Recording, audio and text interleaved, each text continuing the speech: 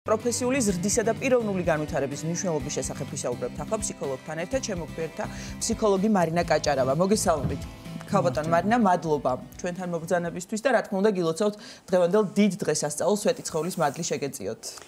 მეც გილოცავთ, დიდი მადლობა მოწვევისთვის. მარინა, დღეს ჩვენ ვსაუბრობთ პიროვნული განვითარებისა და კარიერული ზრდის კავშირის შესახებ. აი, ძალიან საინტერესო თემაა, მით უმეტეს დღეს, როდესაც ყველა ადამიანი, ქალი, კაცი განურჩევლად თქვა სქესისა, იღწვის იმისთვის, რომ რაღაცა კარიერაში უფრო მეც მიაღწიოს. აი, როგორ უნდა შევინარჩუნოთ ბალანსი სულიერ სიმშვიდეს, პიროვნულ განვითარებასა და აი ამ კარიერულ ზრდას შორის, სწორედ ამ თემაზე გვინდა ვისაუბროთ და რამდენად არის დაკავშირებული ერთი მეორესთან. მოგესალმებით. როგორც დააკავშირებ, ისე იქნება დაკავშირებული. ზოგადად პიროვნული ზრდა არის პროცესი, რომელიც არის როგორც ჰუმანისტები თვლიან, ერთ-ერთი მთავარი მოტივი, თვით აქტუალიზაცია. ეს ტენდენცია, რომელიც არის ადამიანში, ეს ნიშნავს, რომ ადამიანს აქვს უნარი შექმნას საკუთარი თავისგან უკეთესი და უკეთესი ვერსია. ეს არის ის მნიშვნელოვანი მოტივი სიცოცხლისთვის და განვითარებისთვის, რომელსაც ვინ როგორ გამოიყენებს ამას, ეს არის უკვე მასზე დამოკიდებული. არსებობს ესეთი მოსაზრება, რომ აი მე კონცეფცია არის, რა არის მე ხო? ეს არის პლატფორმა, რაზედაც ჩვენ ვდგავართ, რომელიც ბევრი რამისგან შედგება. მე სოციალიზაციის პროდუქტია და ვინ ვარ მე ეს კითხვა ზოგისთვის დამაბნეველი და ზოგისთვის მეტნაკლებად პასუხგასაცემია. აი უცებ დავფიქრდი ახლა. რა პასუხები შეიძლება იყოს? ვინ ვარ მეზე? დიახ, ეს სოციალური როლები იქნება თუ რა. ამაში შედის ჩვენი გენეტიკური მდგენელი, ჩვენი სოციალური, ჩვენი ფსიქოლოგიური სულიერი და ასე შემდეგ და საკმაოდ ისეთი რთული რამ არის მე და არსებობს მათი აზრით რეალური მე მეტნაკლებად და არის იდეალური მე. იდეალური მე არის ის სტანდარტი, ან ის მდგომარეობა, რისკენაც ისწრაფვის ადამიანი, რომ საკუთარი თავი გააუმჯობესოს ნებისმიერი მიმართულებით. და ეს თვითაქტუალიზაციის ტენდენცია შესაძლებელია ისეთ კალაპოტში მოხვდეს, რომ ადამიანი, ვთქვათ, ეს იქნება ხელოვნება, ეს იქნება მეცნიერება, ეს იქნება ნებისმიერი მიმართულებით განვითარება, მან ეს მოახერხოს და რაც შეეხება პიროვნულ განვითარებას, ეს არის ძალიან დაკავშირებული სულიერებასთან. შეიცნოს საკუთარი თავი, შეხვდეს საკუთარ თავს, გააცნობიეროს, გაიაზროს ვინ არის, როგორი არის, რა უნდა, რა შეუძლია, რა სჭირდება. რაღაცა აი ამ კითხვებზე მეტნაკლებად პასუხი კონდეს და შეძლოს, რომ საკუთარი თავი წაიყვანოს სიკეთისკენ და რატომ? იმიტომ რომ სიკეთე და კეთილი ზრახვა და კეთილი ფიქრი არის ერთადერთი ის, რაც ადამიანს ყველაზე მეტად ჭირდება საკუთარი თავისთვის. იმიტომ რომ მე თუ თქვენზე ვიფიქრებ კეთილად, კარგს და რამეს კარგს გისურვებთ, ეს ჩემთვის არის ჯერ კარგი და მერე უკვე თქვენთვის და სამყაროსთვის. ანუ აუცილებლად ეს ენერგია ბრუნდება უკან. დიახ. აი როგორ შევამოწმოთ საკუთარი თავი კარიერული ზრდის პარალელურად შინაგანათაც მიყვება თუ არა ჩვენი შინაგანი სამყარო ამ განვითარებას თუ ხომ არ არის შეფერხებული ვთქვათ პიროვნული ზრდა და ჩვენი ის პროცესი რომ გავხდეთ უკეთესი. ინდიკატორი რა არის ამის და საერთოდ ერთმა გენიოსმა თქვა, რომ ყველაფერი ფარდობითია და ძალიან პიროვნულია და ძალიან სუბიექტურია ეს. ზოგადად კარიერული ზრდა, რომელიც არის ძალიან მნიშვნელოვანი, თქვენ სწორად შენიშნეთ, მართლაც დღეს უმეტესობა მუშაობს და ცდილობს, რომ ისწავლოს და ძალიან კარგი ან ისწავლოს, ან იმუშაოს, ან რაღაცნაირად განვითარდეს კიდევ უფრო. შესაძლებელია ეს იყოს პირდაპირ ბმაში და პარალელურად მიდიოდეს და შესაძლებელია ვერ. იმიტომ რომ გრის ხარჯზე არსებობს ესეთი საკმაოდ უზნეო ფორმულა, მიზანი ამართლებს საშუალებას. მიზანი არ ამართლებს საშუალებას. ყველა საშუალებით არ უნდა მიაღწიო მიზანს. აქედან გამომდინარე, ეს კარიერულ ზრდაში უმნიშვნელოვანესია ცოდნის მიღება, განათლების. დღეს ამის საშუალება არის უზომო. ეს მსგავსი რამ არასდროს არ ყოფილა, რაც მახსოვს და რაც გვახსოვს, დღეს შეგიძლია სახლიდან გაუსულელად მიიღო ძალიან დიდი ინფორმაცია, რომლის ასე ვთქვათ დაკლასიფიცირებად შეგიძლია, ამაშიც კი გეხმარება უკვე ეს, რაც რაღაცით კარგია და რაღაცით ცუდი, ეს ჩვენი ინტერნეტ სამყარო, მაგრამ რამდენად ეს იქნება ბმაში სიკეთესთან, ადამიანობასთან, ბედნიერებასთან და ცხოვრების ხარისხთან, ეს არის უკვე პიროვნებასთან დაკავშირებული და მის მე უფრო ვიტყოდი სულიერებასთან. დიახ, იმიტომ რომ ჩვენ გვახსოვს მსოფლიო ისტორიიდან ძალიან ბევრი ადამიანი, რომელმაც კარიერაში შეიძლება ძალიან ბევრს მიაღწია, მაგრამ სამყაროს დიდი ზიანი მოუტანა და თავის ქვეყანას და ასე შემდეგ. ანუ საით წარმართავ ამ შენს ენერგიას, ალბათ ძალიან დიდი მნიშვნელობა აქვს, ხომ კეთილისკენ თუ ბოროტისკენ, რაც არ უნდა მწვერვალზე იყო კარიერული თვალსაზრისით. რა თქმა უნდა, არსებობს ესეთი ცნება ფსიქოანალიტიკოსებს აქვს სხრევა წარმატების დროს. შესაძლებელია ადამიანი ავიდეს მწვერვალზე წარმატების და რომ მოიხედოს უკან მე ინანოს რომ ის რაც გადაიხადა ამ წარმატებისთვის არ უღირდა მას და შეიძლება გადაიხადა ურთიერთობებით, ჯანმრთელობით, ნავით ბევრი სხვა ისეთი ადამიანური მდგენელით, რომელიც ძალიან მნიშვნელოვანი, იგივე ოჯახით, შვილებით, სამწუხაროდ. ამიტომ ეს უნდა დაპრიორიტეტდეს, იცით, რა არის პრიორიტეტული ადამიანისთვის. როგორც რო წარმოვიდგინოთ რაღაცა ვთქვათ იერარქიული კიბე ღირებულებათა იქნება ეს თუ მოთხოვნილებათა თუ ვთქვათ ფასეულობათა მას აქვს თავისი ადგილი და ყველაზე მაღლა თუ არ დგას ფსიქოლოგები ეძახიან აბსოლუტს ამ ტრანსცენდენტულ მოთხოვნილებას მაგრამ რომ არ გავართულოთ ყველაზე მაღლა თუ არ დგას ღმერთი და ღმერთის ადგილზე ამ შემთხვევაში რასაც კი მის ადგილას დააყენებს ადამიანი ეს შვილი იქნება კარიერა იქნება გართობა იქნება ფული იქნება თუ ნებისმიერი სხვა რამე მისი ის მოიყოლებს და გასრეს ადამიანს ამიტომ აი ძალიან მნიშვნელოვანია რომ ჩვენს გქონდეს პრიორიტეტები სწორად აწყობილი თუ რა აი მაგალითად იგივე ოჯახი სამშობლო და ღმერთი ეს არის უმაღლესი ღირებულებები და იგი შრომა, მუშაობა, კარიერა, ურთიერთობები, ესეც ძალიან მაღალი ღირებულების არის, მაგრამ რა არის ხარჯზე შეიძლება გააკეთოს ადამიანმა, ალბათ ეს თითოეულმა ჩვენთაგანმა ჩვენი ინდივიდუალური ფასეულობათა შკალის მიხედვით უნდა გავზომოთ და რაღაცა შეიძლება რაღაცას მიაღწიო, მაგრამ ისეთი ფასი გადაიხადო რომელიც სანანებლად არ ღირდა და სანანებლად გაუხდეს ადამიანი. ამიტომ სიკეთით, პოზიტივით, სიხარულით, რომელიც არის სიმშვიდით, უნდა იაროს ადამიანმა თავის კარიერულ კიბეზე და რაღაცნაირად რაც უფრო მშვიდად ხარ, რაც უფრო სადა ურთიერთობებში შედიხარ, მით უფრო მოგეცემა ადამიანი ცოტას აკეთებს და ბევრს ღმერთი უკეთებს და ის ცოტას რო აკეთებ, ამასაც შეიძირავს ღმერთი და რაც შეეხება პიროვნულ განვითარებას, ეს ნამდვილად არის ადამიანის არჩევანი. უნდა მას რომ საკუთარი თავისგან მიიღოს უკეთესი და უკეთესი ვერსია თუ არ უნდა. ოღონდ ვინ რას გულისხმობს ამაში, ესეც ხო ძალიან გასარკვევია, იმიტომ რომ ვიღაცისთვის ეს არის კავშირში უფრო რაღაცა წარმატების ინდექსთან ვიღაცისთვის შეიძლება პირდაპირი მნიშვნელობით არ იყოს ამასთან. ანუ ის რაც ჩანს, ყოველთვის ეს არ არის ის რაც გონია. დიახ. ქაბატონო მარინა, როდესაც ადამიანი დაუმსახურებლად აღწევს წარმატებას კარიერაში, ანუ რას გულისხმობს, მას არ უშრომია იმდენი, არც უსწავლია და შესაბამისად მისი კვალიფიკაცია არ შეესაბამება შეიძლება დაკავებულ პოზიციას თუ იმ წარმატებას, რასაც მიაღწია. ამ დროს ზიანდება თუ არა ის პიროვნულად და რა ფასი ხდის როგორც პიროვნება ამისთვის? საერთოდ ჩვენ წინაპრებს უთქვამს ქარის მოტანილსო ქარი წაიღებსო და აი პირობითად ჯეკპოტი რო დავარქვათ ამას, რომელიც დაეცემა ადამიანს, ხო?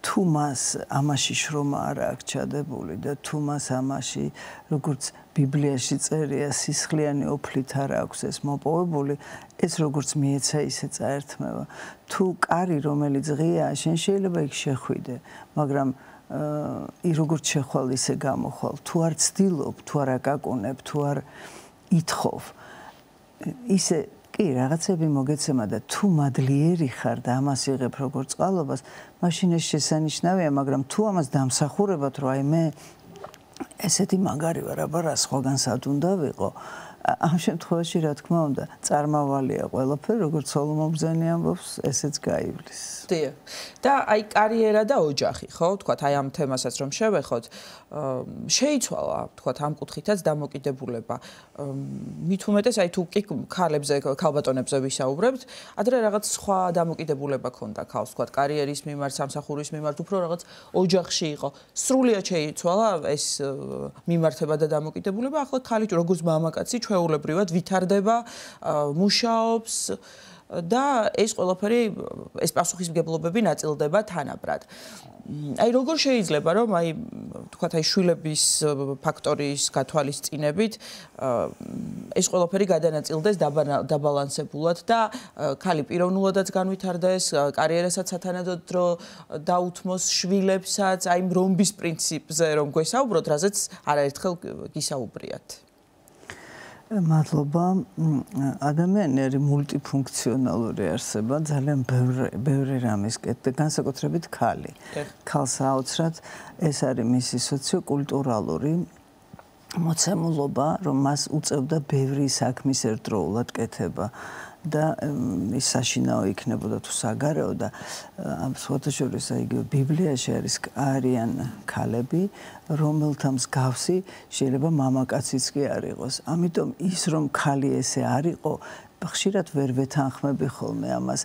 ქალში ეს პოტენციალი ყოველთვის არის იყო და ქალის აი ეს რაღაცა ძალმოსილება სოციალური როლი ქონდა ალბათ ასეთი არა რაღაც გარკვეული რა თქმა უნდა ესე როლიც ზოგჯერ არის მოცემულობა და ზოგჯერ უფრო ხშირად არჩევანია იცი და პატივი უნდა ვცეთ იმ ადამიანის არჩევანს ვინც თქვა ირჩევს რაღაცა გარკვეულ თუნდაც დიასახლისობას იმიტომ რომ დღეს სამწუხაროდ აღარ არიან ისეთი ბებიები, ისეთი ტკბილი ზოგჯერ, იმიტომ რომ ბებია სულ მუშაობს და ის ბებოს ხაჭაპური თუ ბებოს რაღაცა მურაბა და რა ვიცი, ვინ რას აირჩევს, ალბათ იმ თავის არჩევანში უნდა იყოს ბედნიერი და აქედან გამომდინარე, ალბათ ჩვენ ამას ვერ განვსჯით ასე რომ რა შეიძლება იყოს, თქვათ, ვისთვის რა არის პრიორიტეტი. მაგრამ ზოგადად ადამიანისთვის მნიშვნელოვანია ბალანსი. და ეს ბალანსი არის სწორედ ის სიმშვიდის წინაპირობა. იმიტომ რომ ჩვენ რადგანაც მრავალ მოედანზე გვიწევს პოზიციონირება, ეს იქნება სამსახური და კარიერა, სწავლა და განათლება, ეს იქნება ჯანმრთელობა, მისი ჯანმრთელობის მდგენელი ეს არის ფიზიკური ჯანმრთელობა, ძილის მოწესრიგება, მოძრაობის, კვების მოწესრიგება და ძალიან მნიშვნელოვანია თითოეული ჩვენთაგანისთვის. ეს იქნება ურთიერთობები სამყაროსთან, ადამიანებთან და აუცილებლად ეს თვითგანვითარება. ანუ ურთიერთობები შეიძლება ცალკე იყოს ოჯახი, რა თქმა უნდა და პირადი ცხოვრება, რომელიც ასევე საჭიროა, თუმცა არიან ადამიანები, რომლებიც მარტო არიან და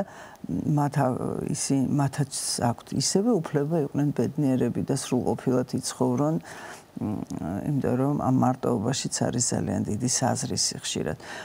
ყოველ შემთხვევაში ეს ზოგჯერ კიდევ ვიმეორებ მოცემულობაა, ზოგჯერ არჩევანია, ის რაც გვემართება და რაც ხდება ჩვენ თავს რაღაცა მადლიერებით და მშვიდობიანად მივიღოთ და თუ კი ჩვენ შევძლებთ აი თქვენ რაც ბრძანეთ აი ამ რომბზე ხატოვნად განვათავსოთ ან ჩამოვწეროთ ან რაღაცნაირად გავიაზროთ ჩვენი ვალდებულებები, უფლებები, მოვალეობები და რა ვიცი ასე შემდეგ.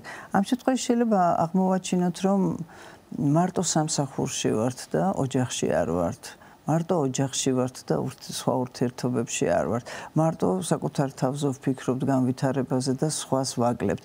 და აი ეს ბალანსი ძალიან მნიშვნელოვანია და როგორც დედას შეუძლია რომ 10 და 12 შვილი ერთნაირად უყვარდეს და ეს ხო წარმოუდგენელი რამ არის ერთი შეო თითქოს ერთი მეორის ადგილს არ იკავებს, ესევე ადამიანს შეუძლია რომ რამოდენიმე და სხვადასხვა ადგილას თუ სხვადასხვა ფრონტზე თუ სხვადასხვა მოედანზე კონდეს მას საქმე პოზიციონირების საშუალება აქვს და ძალიან მნიშვნელოვანია რომ ეს არ იყოს იმაზე მეტი ვიდრე შეგვიძლია და კონდეს ბალანსი მათ შორის. დიახ. და ალბათ იმისთვის რომ თქვათ პროფესიულ ზრდას მიყვეს ჩვენი პიროვნული ზრდა, მნიშვნელოვანი არის გავარკვიოთ ჩვენს თავთან თუ რა გვინდა ჩვენ კარიერაში, ანუ რა არის ჩვენი მიზანი, რა მოგწონს, სად გძნობთ თავს უკეთესად. თუ კი ვაკეთებთ იმას, რაც არ მოგწონს და თუნდაც ამ კუთხით დიდი წარმატება გვაქვს, ალბათ ეს გვაზიანებს. არის ასე თუ რაღაც მეშლება? თუ ადამიანი აკეთებს იმასაც არ მოწონს და არ უხარია იქ სამსახურში მისვლა, ეს არის წინაპირობა ეგრეთ წოდებული დღეს მოდაშია burnout-ის, ანუ პროფესიული და ემოციური გადაწვის. პროფესიული და ემოციური გადაწვა უფრო ემართებათ ადამიანებს, რომლებს დაბალი თვითშეფასება აქვს, რომელიც თვლის, რომ ეს ბევრად მეტი ზღირსი იყო, ვიდრე აქვს და რომელიც მუდმივი კრიტიკის ქარცეცხლშია.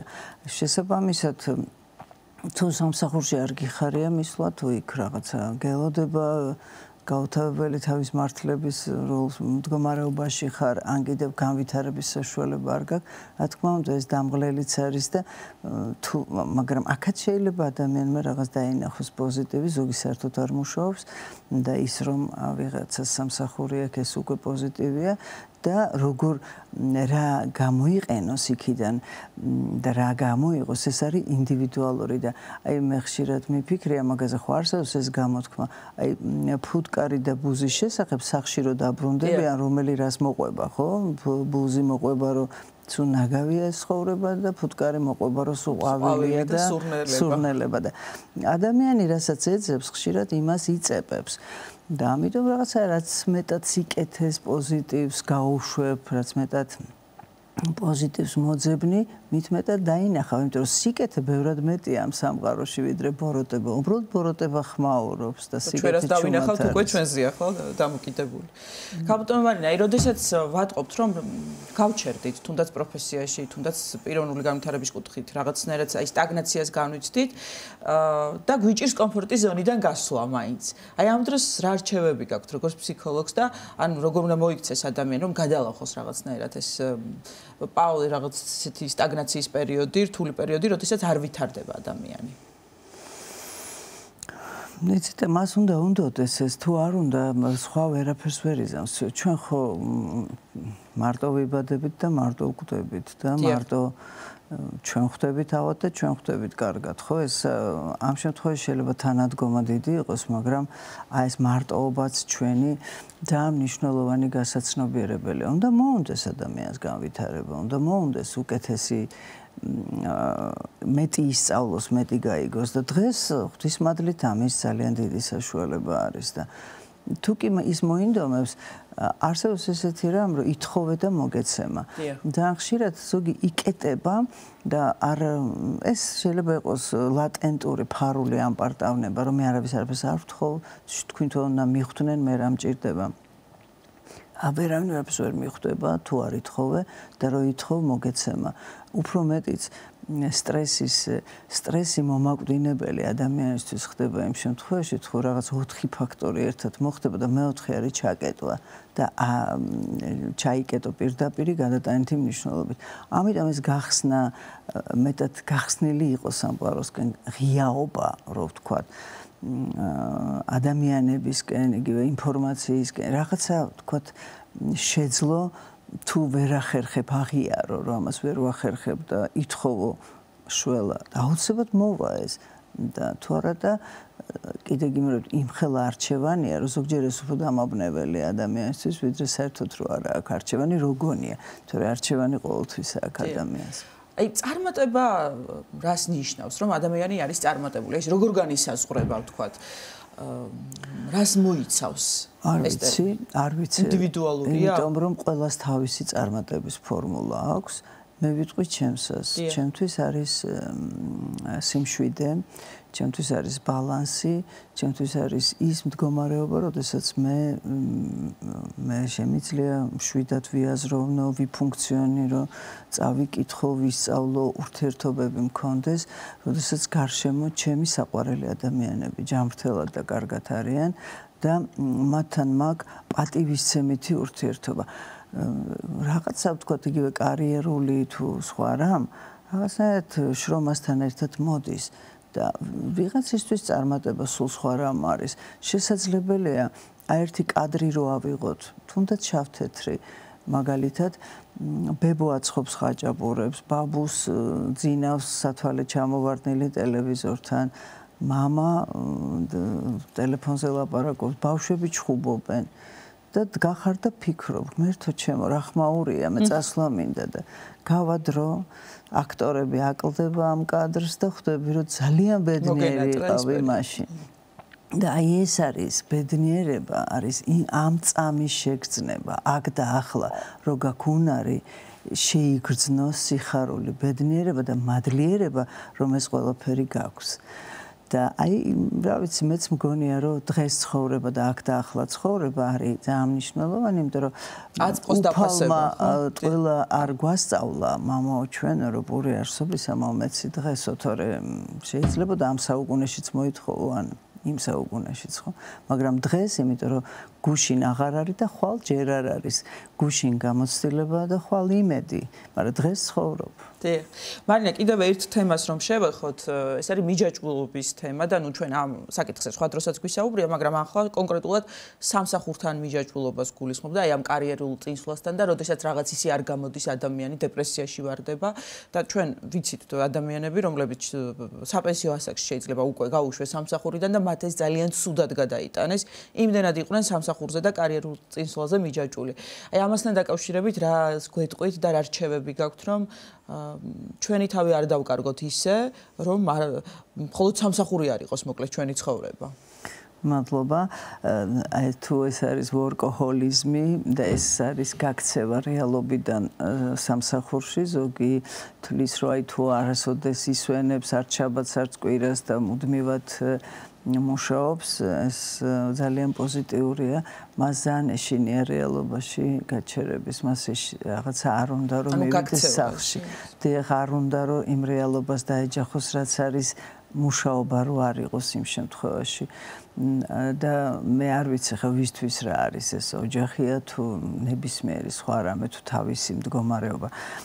რა თქმა უნდა, თუ სამსახური არის ერთ-ერთი მნიშვნელოვანი მდგენელი ჩვენს ცხოვრებაში, მისგან წასვლის შემთხვევაში ადამიანს აქვს ჰობი არის როგორც გეგმა B, ასე ვთქვათ, ადამიანისთვის, მას აქვს ინტერესები, მას უყვარს კითხვა, უყვარს სეირნობა ბუნებაში, უყვარს თუ რა ვიცი, ყვავილების მოვლა, ნებისმიერი რამე რაც შეიძლება უყვარდეს საქმიანობა, იგივე რა ვიცი, ბოსტანში იქნება ეს თუ სხვაგან შვილიშვილებთან ურთიერთობა, ამეცადინოს ზღაპარი წაუკითხოს, როგორ შეიძლება ადამიანმა მოიწყინოს ამ შესანიშნავ ულამაზეს ღვთისგან შექმნილ კურთხეულ სამყაროში.